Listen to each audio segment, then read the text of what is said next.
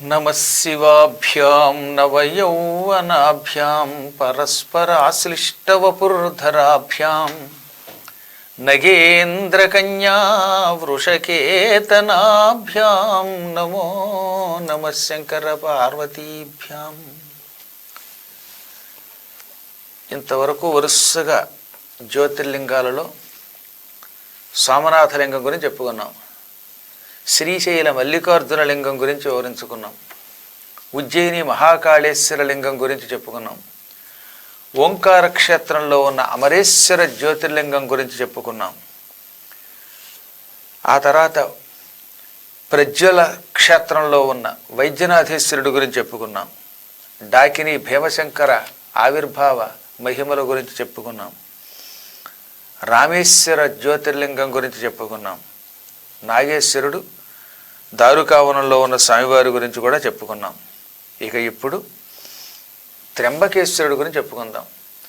ఒక్క వారణాసి విశ్వేశ్వరుని మాత్రం చివరి కట్టే పెట్టాం. ఎందుకంటే వారణాసి గురించి చెప్పవలసిన విశేషాలు ఎక్కువ ఉంటాయి కనుక ఆ ఒక్క లింగాన్ని చివరికి చెప్పాం. ఇప్పుడు నాసికలో ఉన్న త్ర్యంబకేశ్వర లింగానికి సంబంధించిన కథలు చెప్పుకుందాం. మహారాష్ట్రలో గోదావరి నది పుట్టినటువంటి స్థలం త్ర్యంబకం. అంబకం అంటే 3 కన్నులు కలిగినటువంటి స్థలం. ఈశ్వర సంబంధం త్ర్యంబకుడు తత్సంబంధమైనది త్ర్యంబక క్షేత్రం అన్నమాట. వ్యవహారంలో త్రయంబకం అంటున్నారు కానీ త్రయంబకం కాదు, త్ర్యంబకం. ఆ త్ర్యంబక ప్రాంతంలో ఉన్నటువంటి ఈశ్వరుడు కనుక త్ర్యంబకేశ్వరుడు. 3 కళ్ళు కలిగిన ఈశ్వరుడు, త్రీక్షణుడు ఆయన. అక్కడ ఒకానొకప్పుడు శూర్పణఖ యొక్క ముక్కు రాముడు కోశాడు. అందుకే దానికి నాసిక అని పేరు వచ్చింది. పూర్వం రామచంద్ర ప్రభు ఆ ప్రాంతంలోనే కొంతకాలం ఉన్నాడు. పంచవటి ప్రాంతం అంటారు దాన్ని. ఇప్పటికి కూడా మహారాష్ట్రలో ఆ పంచవటి స్థలం ఉన్నది. రామచంద్ర ప్రభు లక్ష్మణుడితో సీతతో అక్కడ కొంతకాలం ఉన్నాడు వనవాస కాలంలో. వనవాసం చేస్తూ ఉండగా అక్కడికి శూర్పణఖ వచ్చింది. శూర్ప అంటే చేట, నఖ అంటే గోరు. చాటల్లా ఎంత పొడుగ్గా గోళ్ళు ఉండేవి కనుక శూర్ప నఖ శూర్పణఖ అన్నారు. ఆ భయంకర రాక్షసి రావణుని చెల్లెలు, కాముకురాలు. సీతాసమేతంగా రామచంద్ర ప్రభు అక్కడ వనవాసం చేస్తూ ఉండగా ఒకనాడు ఆ కాముకి శూర్పణఖ రాముణ్ణి చూచి పరవశురాలై ప్రేమించానంటూ కామించి వెంటబడింది. నన్ను స్వీకరించండి. ఆయన చిరునవ్వు నవ్వి, శూర్పణఖ నీవు అమాయకురాలివి, నేను భార్యా సమేతంగా వచ్చాను. భార్య పక్కనుండగా పరస్త్రీతో వెళ్ళడం ఏమైనా ధర్మమా? నా తమ్ముడు లక్ష్మణుడు ఒంటరిగా వచ్చాడు, భార్యని ఇంట్లో వదిలిపెట్టి వచ్చాడు. ఆయనంటే భార్య ఎవరూ లేనటువంటి, ఏ జంజాటము లేనటువంటి వాడు ఆయన్ని పట్టుకున్నాడు. రాముడు కూడా కొంచెం సున్నితమైన హాస్యం కలిగిన వాడే. నా పక్కన పెళ్ళాం ఉంది, నేను నీతో తిరగడం బాగుండదు, లక్ష్మణుడు ఒంటరిగా ఉన్నాడు పట్టుకోను. కానీ ఈవిడ ఎవరైతేనే నువ్వు నల్లగా ఉన్నావు ఆయన ఎర్రగా ఉన్నాడు, ఇద్దరు అందంగానే ఉన్నారని లక్ష్మణుని వెంట పట్టింది. దానికి నిజంగా ఫలానా ప్రేమను లేదు, శరీర కామం తప్ప. అలాంటి వాళ్ళకి నీతి ఏంటి, నియమం ఏమిటి? అందుకని రాముడు అన్నమాట బాగానే ఉంది, లక్ష్మణ నేను నీతో కామోపభోగాలు అనుభవించాలనుకుంటున్నానది.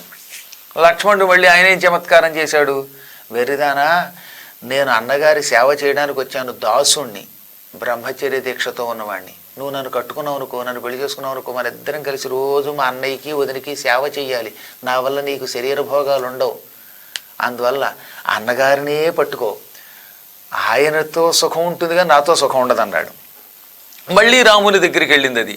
రాముడు లక్ష్మణుడి దగ్గరికి పంపాడు, లక్ష్మణుడు రాముడి దగ్గరికి పంపాడు. ఈలోపు సీత పక్కున నవ్వింది. దాంతో దానికి ఒళ్ళు మండిపోయి, అసలు నువ్వు పక్కన ఉండబట్టే ఈ రాముడు నన్ను స్వీకరించట్లేదు, నిన్ను లటుక్కుని గుటుక్కుని మింగేస్తే శని వదిలిపోతుంది అని అమాంతంగా అందంగా ఉన్న స్త్రీ రూపంలో ఉన్నది కాస్త రాక్షసిగా మారిపోయింది. అది కామరూపం కలిగింది. ఎప్పుడు ఏ రూపం కావాలంటే ఆ రూపం ధరించగలదు. రాక్షసిగాను ఉండగలదు, కావాలంటే మానవ స్త్రీగాను మారగలదు. ఇప్పుడు రాముడి దగ్గరికి లక్ష్మణుడి దగ్గరికి వారి మీద ఉన్న కామం కొద్దీ సుందరీమడిగా మానవ స్త్రీగా మారి వచ్చినది తక్షణం భయంకర రాక్షసిగా మారిపోయి అమాంతంగా సీతను మింగబోతూ ఉంటే లక్ష్మణుడికి ఒళ్ళు మండిపోయి, నీ కామమునకు నీ శరీర వ్యామోహమే మూలం, శరీరానికి అందం ఇచ్చేవి ముక్కులు చెవులు, అవి లేకుండా చేసేస్తున్నానని ఆ పదునైన బాణంతో పర్రును కోసి పారేశాడు ముక్కు చెవులు. దాంతో అది వికృతురాలు అయిపోయింది. దాని నాసిక తెగిపడిన స్థలం కనుక ఆ క్షణం నుంచి ఆ స్థలమునకు నాసిక అని పేరు వచ్చింది.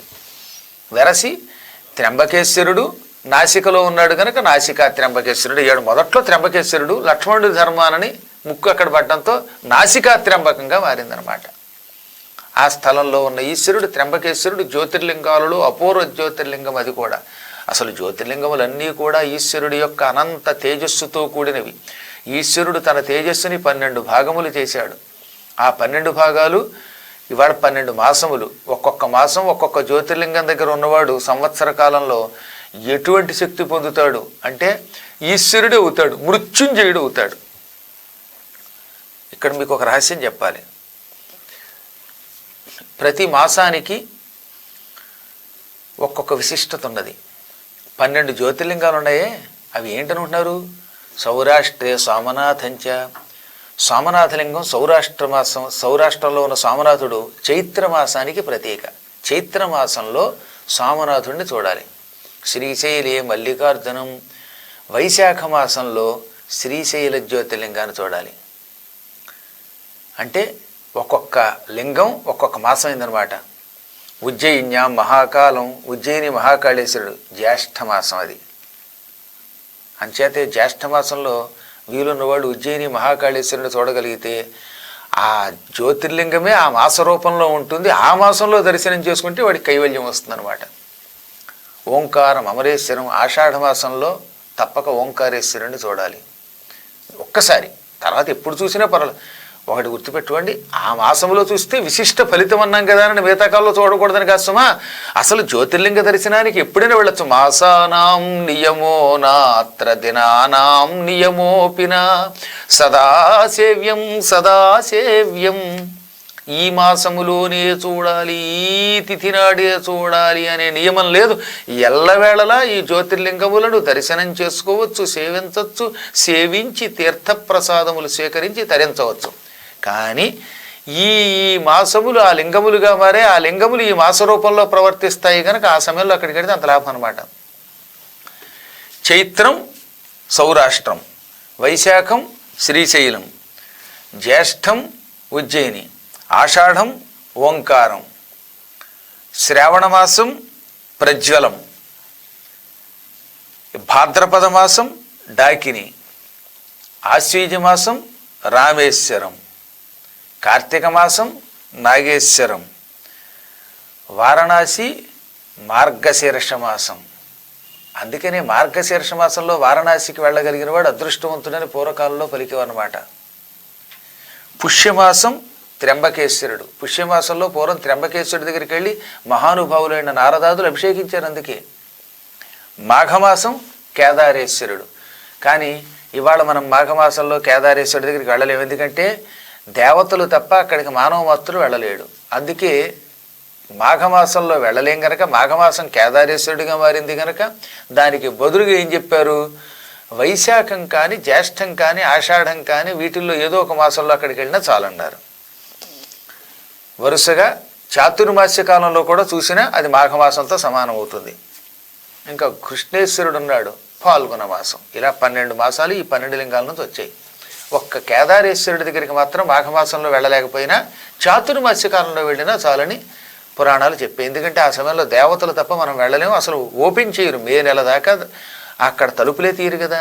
అందువల్ల ఈ విధంగా 12 జ్యోతిర్లింగములు, 12 మాసములు, ఈ 12 మాసాల్లో 12 సంక్రాంతులుగా మారి లోకాలను అనుగ్రహిస్తున్న కాలపురుషుడు, కాలకాలుడు, మృత్యుంజయుడు ఈశ్వరుడు. అంటే అసలు ఈశ్వరుడే కాలస్వరూపుడు. అంటే అందుకే కాలమును అదుపులో పెట్టాలంటే, కాలమునకు మనము లోబడకుండా ఉండాలంటే, కాలమునకు లోబడకుండా ఉండడం అంటే పునర్జన్మ లేకుండా చేసుకోవడం. భూమి మీద జన్మ ఉన్నంత కాలం మనకి కాలం గడుస్తూనే ఉంటుంది. మనం పుడతాం, పెరుగుతాం, చస్తాం, పునరపి జననం, పునరపి మరణం, పునరపి జనని జఠరేసేను. ఇది తప్పదు. ఈ భూమి మీద మానవుడికి జన్మ వచ్చినంతకాలం ఈ జన్మ దుఃఖం జరా దుఃఖం ఉంటాయి, ఈ జనన మరణాది చక్రములు ఉంటాయి. అంటే కాలప్రభావానికి లోనవుతాడు. పునర్జన్మ లేకుండా చేసుకుంటే అప్పుడు వాడు మృత్యుంజయుడు అవుతాడు. పునర్జన్మ లేకుండా చేసుకోవాలంటే కాలస్వరూపుడైన ఈ జ్యోతిర్లింగ స్వరూపుడైన ఈశ్వరుని 12 జ్యోతిర్లింగాల రూపంలో దర్శనం చేసుకోవాలి. భగవద్ అనుగ్రహం వల్ల నేను నా భక్తులందరినీ వెంట పెట్టుకుని వెళ్ళగలిగా. వరసగా 12 జ్యోతిర్లింగములు మొత్తం మీద నా భక్తులంతా చూడగలిగారు. చాలామంది భక్తులు నాతో పాటు యాత్రలకు వచ్చినప్పుడు వీటిని చూసి అక్కడ పురాణములు విని చెయ్యవలసిన సేవలు చేసి తరించారు. అది భగవంతుడు వాళ్ళకి ఆ వరం ఇచ్చాడు. భక్తులు దృఢ సంకల్పంతో ఉంటే, దీక్షతో ఉంటే అష్టాదశ శక్తి పీఠాలు, 12 జ్యోతిర్లింగాలు చూడగలుగుతారు, సప్తమోక్షపురాలు చూడగలుగుతారు. దాదాపు నా శిష్యులందరూ అష్టాదశ శక్తిపీఠాలు, 12 జ్యోతిర్లింగాలు, సప్తమోక్షపురాలు వీటిని చూడగలిగారు. 98 నుంచి 2017 మధ్యలో ఈ దాదాపు 20 ఏళ్ల కాలంలో నిరంతరం నాతో పాటు యాత్రలు చేసి చేసి చేసి తరించారు వాళ్ళు. భక్తులు ఎవరైనా సరే ఈ 12 జ్యోతిర్లింగాలు వింటున్న వాళ్ళు కూడా దృఢ నిశ్చయంతో ఉంటే వాళ్ళు రాగలుగుతారు. అటువంటి జ్యోతిర్లింగములలో ఒకటైన నాసికా త్ర్యంబకేశ్వరుడి యొక్క ఆవిర్భావ ఘట్టం చెప్పుకుందాం. పూర్వం ఒకానొకప్పుడు గౌతమ మహర్షి భూలోకంలో చాలా కాలం తన భార్యా సమేతంగా కఠోర తపస్సు చేశాడు. అహల్య గౌతముడి భార్య, గౌతముడు అహల్య వల్లభుడు. ఈ ఇద్దరు పరమ ధర్మాత్ములు, నిరంతరం శివసాధన చేసినటువంటి వాళ్ళు, శివధర్మ ఆచరణ చేసిన వారు. అసలు ఆయన గురించి తెలియని వాడు ఎవరుంటారు? అహల్య రామచంద్ర ప్రభు యొక్క పాదస్పర్శకు నోచుకొని రాయిగా దుమ్ముధూళితో కొట్టుకుపోతూ పాషాణంలా పడున్నవాడు తరించలా? బ్రహ్మదేవుడు తన మనస్సంకల్పంతో పరమ పవిత్రురాలైన అహల్యను సృష్టించాడు. అహల్య అంటే మహాత్మురాలు, ఈశ్వరుడి యొక్క సంకల్ప బలంతో సృష్టింపబడినది. ఈశ్వరుడి యొక్క ప్రేరణ వల్ల బ్రహ్మగారు ఒకప్పుడు ఈమెను సృష్టించాడని శాస్త్రం చెబుతున్నది, పురాణాలు చెబుతున్నాయి. ఒకప్పుడు సరస్వతి అన్నది, ఏమిటండి మీ సృష్టి అంతా విచిత్రంగా ఉంటుంది, అందంగా ఉంటే ఆయువు ఉండదు, ఆయువు ఉంటే అందంగా ఉండవు, ఈ రెండు ఉంటే కీర్తి ఉండదు, కీర్తి ఉంటే ధనం ఉండదు, ఇవన్నీ ఉన్నా భార్యాభర్తలు దూరం అయిపోతూ ఉంటారు, అన్నీ ఉన్నా మోక్షం ఉండదు, ఏమిటి సృష్టి అంటే అప్పుడు ఆయన జగత్ ప్రసిద్ధికెక్కే అమ్మాయిని సృష్టిస్తాను అని అహల్యను సృష్టించాడు. ఆ అహల్య గౌతమ మహర్షి భార్య అయింది. వాళ్ళిద్దరూ ఒకసారి దక్షిణ దిక్కులో బ్రహ్మపర్వతం దగ్గరికి వెళ్ళారు. బ్రహ్మపర్వతం ఇప్పటికి కూడా దక్షిణ దిక్కులో ఉన్నది. అక్కడికి వెళ్ళి అత్యంత కఠోర దీక్షతో తపస్సు చేశారు. చాలామంది ఈ మధ్యకాలంలో బ్రహ్మపర్వతం అంటే ఏమిటి అని అడిగారు. అది వాళ్ళ కాంబోడియా దేశం, కాంబోజి దేశం అంటున్నామే, కంబోడియా. అక్కడ సుదక్షిణుడు అనే ఒక రాజు ఒక గొప్ప ఆలయం కట్టాడు. 5000 సంవత్సరాల క్రితం ఆలయం ఇప్పటికి కూడా ఉంది. వటంకుర్ అనే పేరుతో అక్కడ అద్భుతమైనటువంటి ఆలయం ఉన్నది, చాలా గొప్పది. ఎప్పుడైనా వీలుంటే పాస్పోర్ట్లో ఉన్న వాళ్ళందరూ కూడా గట్టిగా సంకల్పిస్తే అక్కడికి తీసుకెడతాను, వెళ్ళవచ్చు. మనమేం పెద్ద కష్టమేం కాదు అనుకుంటే వెళ్ళడం. చాలా గొప్ప అపూర్వమైన బ్రహ్మదేవుడి ఆలయం, విష్ణుమూర్తి ఆలయం, శివాలయం ఉన్నాయి అక్కడ. 1000 ఎకరాల్లో ఉన్నాయట. పూజ లేకపోతే అభిషేకాలు ఉండవు అక్కడ, ఎందుకంటే ఆ ఏరియాలో చుట్టుపక్కలతో ముస్లింలు ఆక్రమించారు. కాకపోతే వాళ్ళు దాని మీదే బ్రతుకుతున్నారు కనుక, టూరిజం మీద బతుకుతున్నారు కనుక వాటిని ధ్వంసం చేయకుండా అట్టే పెట్టుకున్నారు. ఎందుకంటే వాళ్ళకి బతుకులేదు కనుక భుక్తి కోసం అట్టే పెట్టారు. మనం ముక్తి కోసం చూస్తున్నాం. కేవలం అలాగా పాతకాలపు ఆలయాలు ఉంటాయి సరే, మనం ఏదో సర్కస్ వాళ్ళు చూడడానికి ఉంచినట్టుగా ఉంచారు వాళ్ళు. ఏ వంకతో అయితేనే ఆ ఆలయాలు ఉన్నాయి. ఇప్పటికీ చాలామంది వెళ్ళి చూసి తరిస్తున్నారు. దాదాపు ఒక 30,000 రూపాయలు ఖర్చు పెట్టుకోవాల్సి వస్తుంది అక్కడికి వెళ్ళాలంటే, అవి చూడాలంటే అంత ఖర్చు అవుతుంది. కానీ చూసి తీరవలసిన అపూర్వాలయాలు. అది బ్రహ్మపర్వతం అని పిలువబడుతుంది అనమాట. ఇప్పుడు ఆ ప్రాంతాన్ని వట్టంకుర్ అని కూడా అట్టే పిలుస్తున్నారు. అక్కడ గౌతమ మహర్షి 10,000 సంవత్సరములు తన భార్యా సమేతముగా కృతయుగంలో తపస్సు చేశాడు. ఇప్పుడు కాదు, ఎప్పుడో కృతయుగంలో. ఏమి తపస్సు అండి అది! ఒంటి కాలి మీద నిలబడి ఓం నమ శివాయ, ఓం నమ శివాయ అని తపస్సు చేశాడు. ఆ కాలంలో ఒక తమాషా జరిగింది. భూలోకంలో 100 సంవత్సరముల పాటు కరువు కాటకాలు వచ్చేయట. కదాచిత్యహ్యనావృష్టిరభవత్తత్ర సువ్రతాః వర్షాణాంచ శతం రౌద్రీ లోకా దుఃఖముపాగతాః ఆర్ద్రం చ పల్లవం నస్మదృశ్యతే పృథివీతలే కుతో జలం విదృశ్యేత జీవానాం ప్రాణధారకం. ఒక్కొక్కప్పుడు ఏమిటో భూమి మీద కాలప్రభావం వల్ల భయంకరమైన అనావృష్టి వస్తుంది. 100 సంవత్సరముల కాలం ఈ గౌతముడు తపస్సు చేస్తున్న సమయంలో భూలోకంలో అనావృష్టి అంటే వర్షం చుక్కపడలేదు. పాపం పెరిగితే, ప్రజలలో పాలకులలో క్రూరత్వం పెరిగితే అక్కడ వర్షాలు కురవని శాస్త్రం. ప్రస్తుతం మనకు అలాగే ఉంది అనావృష్టి కూడా. మనుష్యుల్లో చాలా మార్పులు వచ్చాయి. మాట వరుసకు కూడా దేవుడన్నా వేదములన్నా శాస్త్రములన్నా నమ్మకం తగ్గిపోతుంది క్రమక్రమంగా. అధర్మానికి ఎవడు భయపడుతున్నాడండి వాళ్ళ? దేవాలయాలకి సంబంధించిన భూములు నిర్భయంగా ఆక్రమించి లాగేసుకుంటున్నారు. పక్కవాడి సొమ్ము భయపడకుండా లాగేస్తున్నారు. బ్యాంకుల్ని దివాళా ఎత్తించేస్తున్నారు. ఓరి నాయనో, కొంతకాలం పోతే ఏమైపోతామని భయం వేస్తుంది. ఎక్కడ వీధులు చక్కగా వెడల్పుగా రోడ్డు వేస్తే ఆ రోడ్ల మీద కంట కట్టేసుకుని రోడ్డు మీదే షాపులు పెట్టేసి రోడ్డు మీదే బడ్డీలు పెట్టి ఆక్రమించేస్తున్నారు. వీధులు, కాలువలు, నదులు ఒకటేవిటి కాదేది సంపాదనకు అనర్హం అన్నట్టుగా ఉంది. ఇసుకలు తవ్వేయడం, సముద్ర తీరాలు ఆక్రమించటం, కల్తీ చేయటం, ఈ కల్తీ శాల్తీలు సముద్రాల్లో నదుల్లో కలిపేయడం, అన్నిట్లో కల్తీయే కదా. రామరామ, కందిపప్పు తింటే ఒంటికి మంటలు వచ్చేస్తున్నాయి, పాలు తాగితే మంటలు వచ్చేస్తున్నాయి. పాలు కల్తీ, పప్పు కల్తీ, కారం కల్తీ, అన్నం కల్తీ. అసలు మనిషి ఆపాదమస్తకం కల్తీ శాల్తీ అయిపోయాడు. ఇలా అయితే ఇంకేమవుతాడు వీడు? ఏం చేసుకుంటాడు ఈ డబ్బు కట్ల? ఈ పిచ్చాడు వాడు కుటుంబం కొద్ది రోజులు పోయాక ఆ కల్తీ శాల్తీల వల్ల రోగాల పాలై నాశనమైపోతామనే ఊహ కూడా లేకుండా అయిపోయింది. ఒక్కొక్కసారి భయం వేస్తుంది అనమాట. ఇంకా ఎంతకాలం రా బాబు ఈ భూమి మీద ఈ దరిద్రాన్ని భరిస్తూ అనిపిస్తోంది. అలాగని అధైర్యపడమని కాదు, కానీ కనీసం మనలో ఒక ప్రేరణ రావాలి, ధర్మ సంస్థాపన చెయ్యాలి. ఈ భయంకరమైనటువంటి కల్తీని నిరోధించాలి. అన్ని రకాలైనటువంటి అధర్మాలని అడ్డుకునే శక్తి మళ్ళీ మీలోనే ఉంది. నిరంతరం పురాణములు వింటున్నారు, ద్వాదశ జ్యోతిర్లింగాల వైభవం వింటున్నారు, మహిమలు వింటున్నారు, ఆవిర్భావం వింటున్నారు. ఏం చేయాలో తెలుస్తోంది. అటువంటి మీరు భక్తులంతా సంకల్పిస్తే, మహానుభావులైన మీలాంటి భక్తులు కనుక గట్టిగా దీక్షాకంకణ ధారణ చేస్తే ఈ భూలోకంలో అధర్మాన్ని అడిచేయచ్చు. అందులో ఆ మధ్యకాలంలో 2004 నుంచి 2014 వరకు ఆ 10 ఏళ్ళు పరిపాలన భయంకర పాపం అన్నమాట. ఆ టైంలో జరిగినంత భయంకర పాపం, అన్యాయం ఈ సృష్టిలో ఇంకెక్కడ జరగదు. ఆ దరిద్రాన్ని ప్రక్షాళన చేయాలి. ఇప్పుడు మనం మళ్ళీ ఏదో రకంగా మనందరం కలిసి ధర్మం నిలబెడదాం, అధర్మం తొలగిద్దాం, పాపపు సంపాదన విడిచిపెడదాం, ధర్మ సంపాదనలోకి పెడదాం. మనం తలుచుకుంటే ఏదైనా చేయగలం. అప్పుడు మళ్ళీ చక్కగా వర్షాలు కురుస్తాయి, ధర్మం 4 పాదాల నిలుస్తుంది. ఈ భూలోకంలో ప్రాచీన కాలపు ధార్మిక మతం, వైదిక మతం పునఃసంస్థాపితం అవుతుంది. దాన్ని స్థాపన చేయవలసిన బాధ్యత మనది. లేకపోతే ఏమవుతుందంటే ఇదిగో దుర్భిక్షం, అనావృష్టి అవుతుంది. ఆ కాలంలో ఒక 100 సంవత్సరముల పాటు భూలోకంలో ఎక్కడ వర్షం పడితే ఒట్టు, ఆకాశంలో మేఘాలు లేవు, వర్షం పడలా, భూగర్భ జలములన్నీ ఇంకిపోయాయి, బావులు ఎండిపోయాయి, నదులు ఎండిపోయాయి. ఒక్క సముద్ర జలం తప్ప ఇంకెక్కడ మంచినీరు లేదు. క్షారజలం తప్ప త్రాగే నీరం కనబడకుండా పోయింది.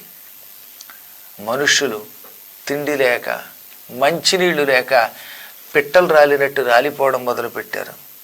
పచ్చని ఆకు లేదటండి భూమి మీద. సుస్పష్టంగా చెప్పాడు. ఆర్ద్రంచ, తడిసిన వస్తువు లేదు, నేలలో తడి లేదు.